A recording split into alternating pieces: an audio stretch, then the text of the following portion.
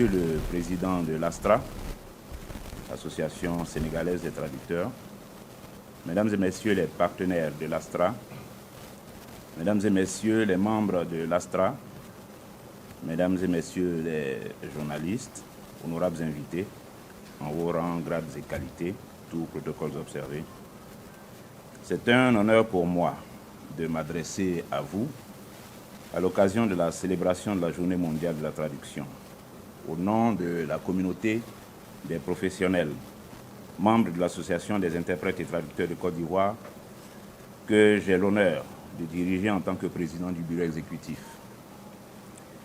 Permettez-moi donc, en cette qualité, de vous transmettre les salutations fraternelles et confraternelles de l'Haïti, ainsi que nos remerciements pour l'honneur que vous nous faites à travers cette invitation. L'événement qui nous mobilise et nous rassemble chaque année à cette date est une excellente occasion que nous avons de célébrer les animateurs directs et indirects d'un secteur d'activité dont la contribution au rapprochement des peuples et des cultures ainsi qu'au développement des États est devenue plus qu'essentielle dans un monde de plus en plus décloisonné.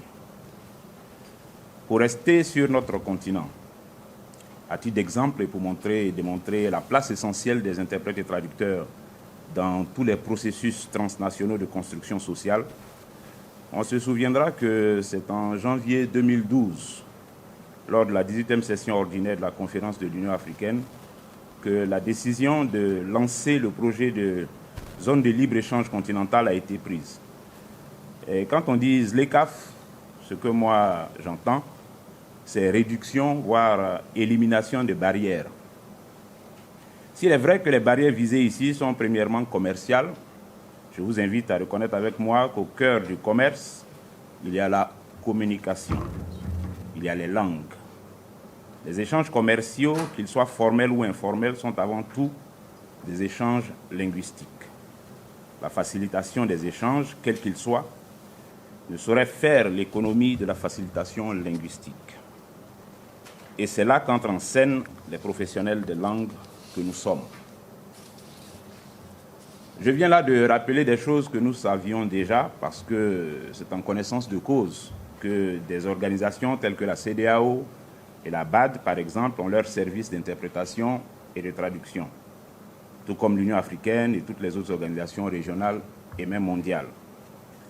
Et c'est dans un tel contexte et avec toutes ces réalités que l'ASTRA nous invite cette année à une réflexion sur la traduction en tant que révélateur des 1000 visages de l'humanité.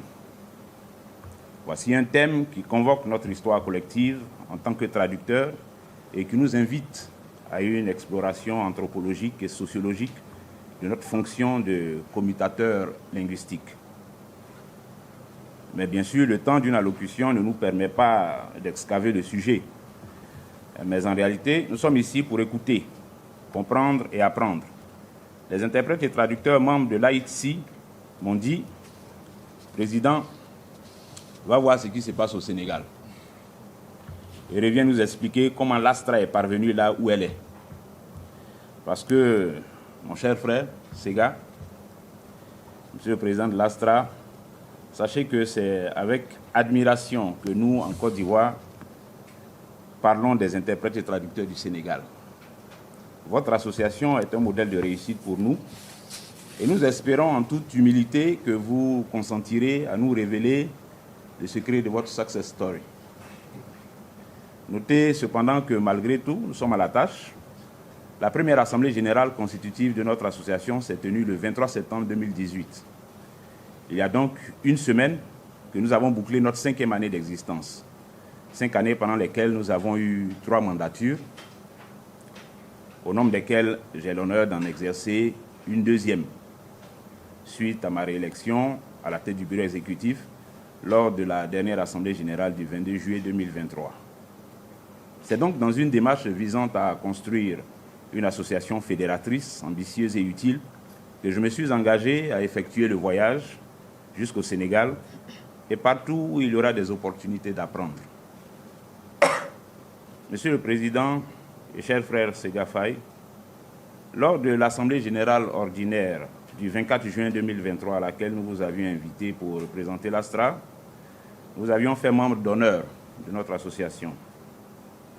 J'aimerais ici, au nom de l'Association des interprètes et traducteurs de Côte d'Ivoire, vous remettre donc l'élément matériel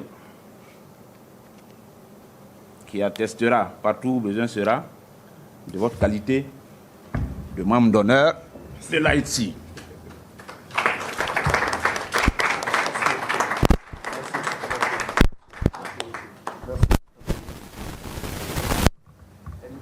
Ah oui, c'est ce que j'allais dire.